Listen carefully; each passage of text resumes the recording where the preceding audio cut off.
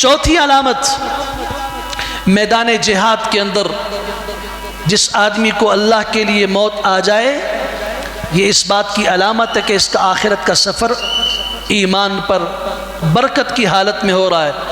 مگر یہاں پہ بھی بنیادی ضرورت ہے اس بات کو سمجھنے کی کہ لڑے اور تلوار چلائے اور تلوار کا زخم کھائے، لیکن اس کے دل کی نیت کیا ہو؟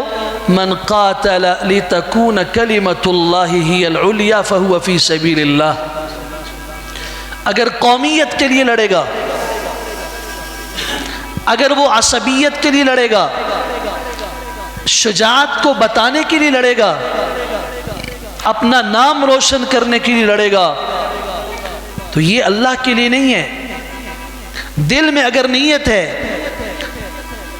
کہ میں اعلاء کلمت اللہ کی کوشش کروں گا، اس کے لیے اگر میری جان جاتی ہے تب بھی میں دوں گا، آپ نے فرمایا ایسے آدمی کی موت اگر اپنے گھر کے بستر پر آ جائے تب بھی قیامت کے دن شہداء کی صف میں اٹھے گا۔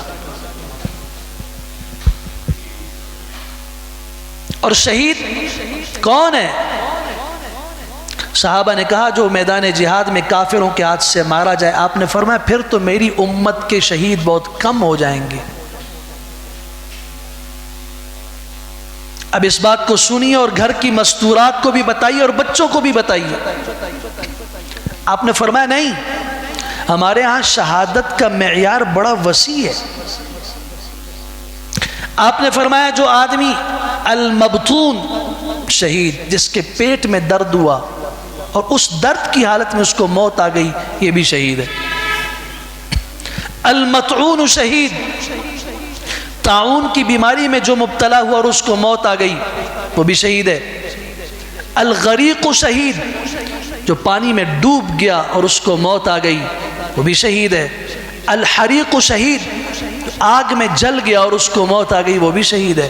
صاحب الہدم، دیوار سے گرا، چھت سے گرا، یا اس کے اوپر کوئی چھت اور دیوار گری، نیچے دب کے مر گیا، موت آ گئی، وہ بھی شہید ہے۔ صاحب ذات الجنب شہید، نمونیا کی بیماری میں جو مبتلا ہو کے مر گیا، وہ بھی شہید ہے۔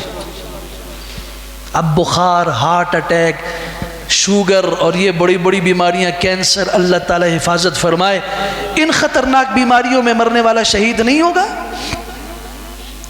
وہ عورت جو بچے کی ولادت کے اندر فوت ہو گئی، وہ بھی شہید ہے۔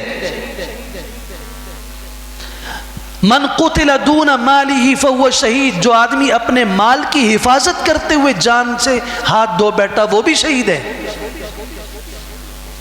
ومن قتل دون عرضہ فہو شہید، جو اپنی عزت بچاتے ہوئے اس کی موت آ گئی، وہ بھی شہید ہے۔ ومن قتل دون اہلہ فہو شہید، جو اپنی اہل و عیال کی عزت بچاتے ہوئے، ان کی جان بچاتے ہوئے اس کی موت آ گئی، وہ بھی شہید ہے۔ کتنا آسان معاملہ ہے اللہ کی طرف سے۔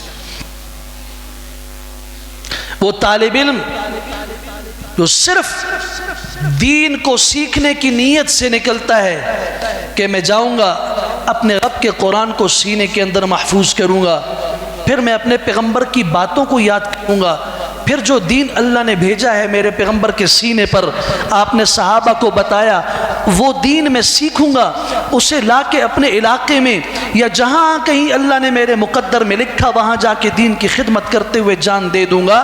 یہ واپس پلٹ کے گھر کی طرف نہیں آیا، دین کی خدمت کرتے کرتے دنیا سے اٹھا، شہادت کی موت ہے۔ من خرج فی طلب العلم فهو فی سبیل اللہ حتی یرجع۔